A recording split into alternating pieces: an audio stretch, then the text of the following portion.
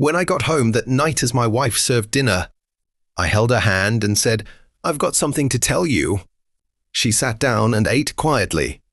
Again, I observed the hurt in her eyes. Suddenly, I didn't know how to open my mouth, but I had to let her know what I was thinking.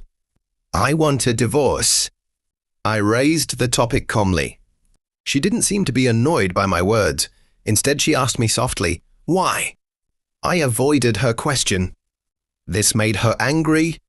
She threw away the chopsticks and shouted at me, "You are not a man." That night, we didn't talk to each other. She was weeping.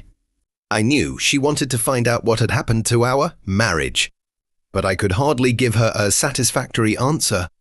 She had lost my heart to Jane. I didn't love her anymore. I just pitied her. Discover More. Romance. Family. Positive thinking guide. Motivational quotes poster. Moral storybook. With a deep sense of guilt, I drafted a divorce agreement which stated that she could own our house, our car, and 30% stake of my company. She glanced at it and then tore it into pieces. The woman who had spent 10 years of her life with me had become a stranger. I felt sorry for her wasted time, resources and energy, but I could not take back what I had said, for I loved Jane so dearly. Finally, she cried loudly in front of me, which was what I had expected to see. To me, her cry was actually a kind of release. The idea of divorce, which had obsessed me for several weeks, seemed to be firmer and clearer now.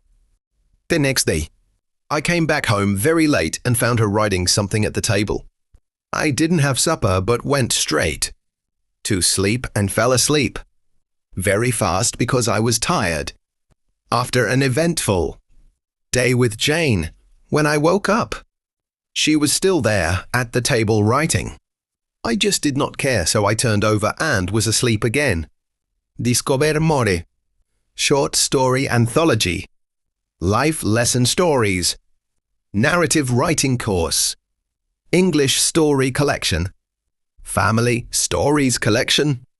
In the morning, she presented her divorce conditions. She didn't want anything from me, but needed a month's notice before the divorce.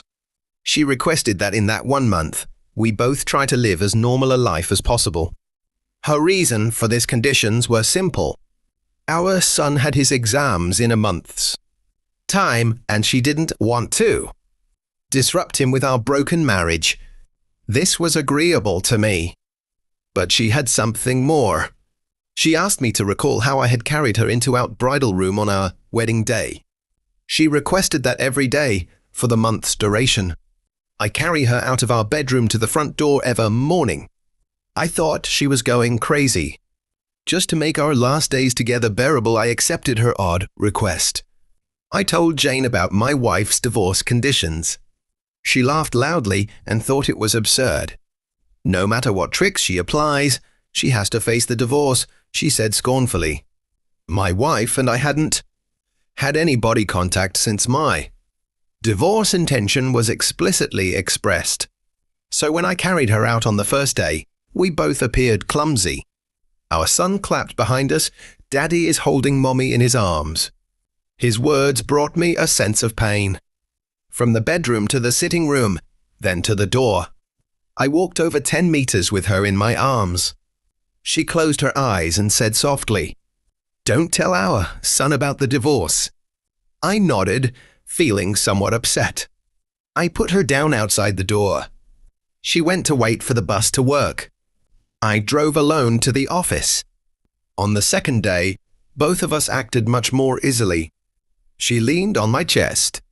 I could smell the fragrance of her blouse. I realized that I hadn't looked at this woman carefully for a long time. I realized she was not young anymore. There were fine wrinkles on her face. Her hair was graying. Our marriage had taken its toll on her. For a minute I wondered what I had done to her. On the fourth day, when I lifted her up, I felt a sense of intimacy returning. This was the woman who had given 10 years of her life to me. On the fifth and sixth day, I realized that our sense of intimacy was growing again. I didn't tell Jane about this. It became easier to carry her as the months slipped by. Perhaps the everyday workout made me stronger.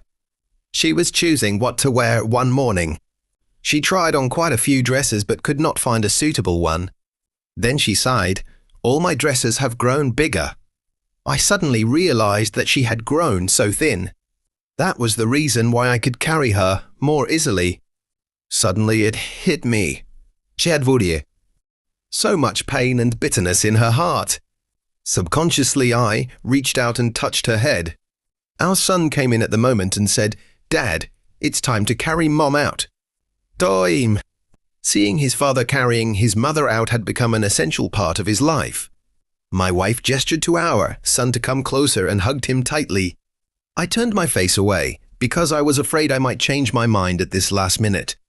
I then held her in my arms, walking from the bedroom, through the sitting room, to the hallway. Her hand surrounded my neck softly and naturally. I held her body tightly. It was just like our wedding day. But her much lighter weight made me sad. On the last day, when I held her in my arms, I could hardly move a step. Our son had gone to school. I held her tightly and said I hadn't noticed that our life lacked intimacy. I drove to office and jumped out of the car swiftly without locking the door. I was afraid any delay would make me change my mind. I walked upstairs. Jane opened the door and I said to her, "Sorry, Jane, I do not want the divorce anymore." She looked at me, astonished, and then touched my forehead. "Do you have a fever?" "Sesaid." I moved her hand off my head. "Sorry, Jane," I said, "I won't divorce." My marriage life was boring probably because she and I didn't value the details of our lives. Not because we didn't love each other anymore. Now I realize that since I carried her into my home on our wedding day, I am supposed to hold her until death do us apart. Jane seemed to suddenly wake up. She gave me a loud slap and then slammed the door and burst into tears.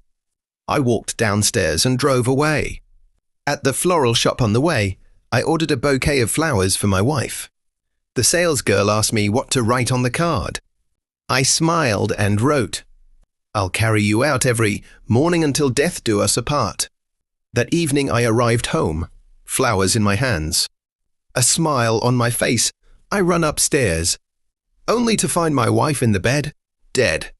My wife had been fighting cancer for months and I was so busy with Jane to even notice.